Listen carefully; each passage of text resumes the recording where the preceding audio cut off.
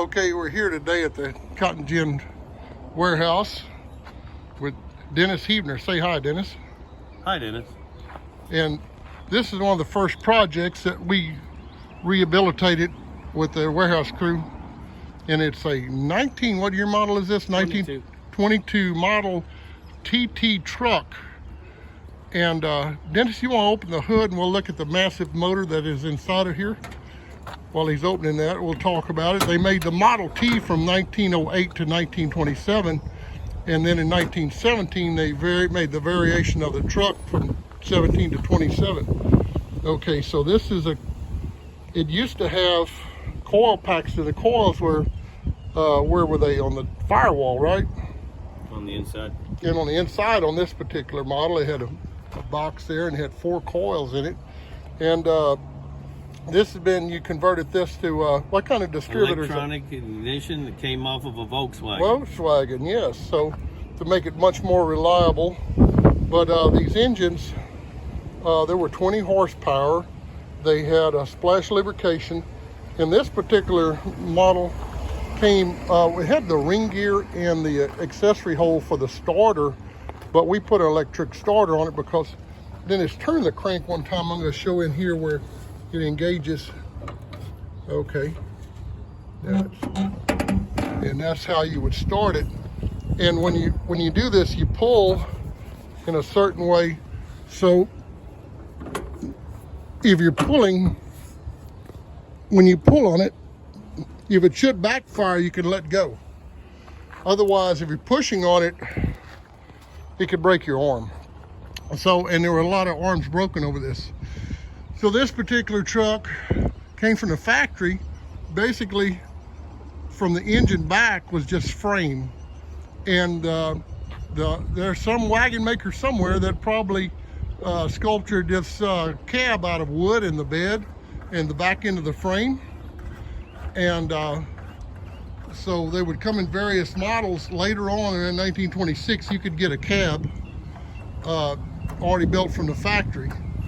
But the wagon makers were still, the body makers from the wagons were still in use back in the day.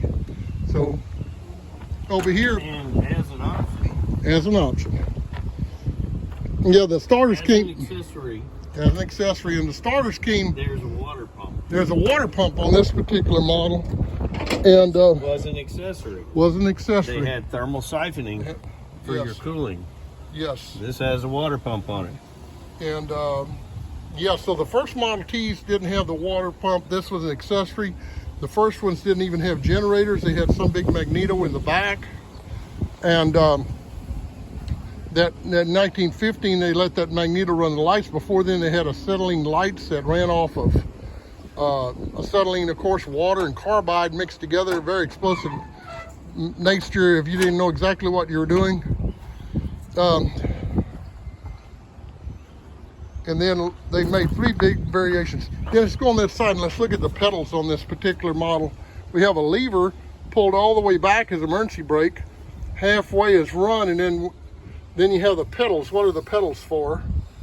The far left pedal is low gear. To engage it, you press it all the way to the floor and you have to hold it there. Okay.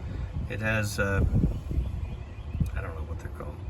Like bands inside, planetary gears. Yeah. So this, yes, planetary gear system. Once you get it going and you get a 1-to-1 gear ratio, you can tell by the engine's revving up. Then you let up on this, you still have this pedal to press, and you release it all the way down. You release this pedal, and it goes into high gear. Clutch pack is 1-to-1 then, yes. And I think it's kind of top speed, 25 miles an hour. On this truck with the worm gear in, probably 25 or 30 at tops. Old Model Ts, all cut down, running real, might do 55 going downhill. So this thing had to get the power it needed, it was way geared down. So center pedal is reverse. It's still operated the same way. You have your transmission in neutral position, which is a middle position. And you press it all the way down and it engages the reverse gear in here. Again with bands. And this is a brake. It's all purely mechanical brakes. They're friction brake. There's nothing hydraulic about it. And that's inside the transmission compared to the emergency brake there. Parking brake goes to the rear wheels. Okay, so now we have 2 levers up on the steering wheel. And what are they for? If I can get a better video of them. Okay. The lever on the right, as you're sitting in the vehicle, is your accelerator. And the lever on the left is your distributor advance. So that'll be you advance. You typically start it with the timing retarded. And after it's run a few seconds, you slowly advance the timing until the engine smooths out. Okay. And that can be varied depending upon the speed that you're traveling and how much throttle you give it. It's kind of a feel thing. You feel if it's timed right or not. Okay. All right. Well, I'm going to take some videos from around the truck, and you can go. And this was rated at 1 ton, 1,000, 2,000 pounds, and it'd be just right because you would need to bring 1,500 pounds of cotton to the gin to make 1 bale. So this box would hold 1,500 pounds. When you got it full, you know it was time to come to the gin. And these trucks they took the place of a wagon. They traveled much faster than a wagon. I mean, at 25 miles an hour doesn't seem fast, but for the roads it was probably faster. Also, we talked about the worm gear rear end. It has a big old gear in the top that's like a worm, and then the crown gear, it turns it and it gives it a lot of torque.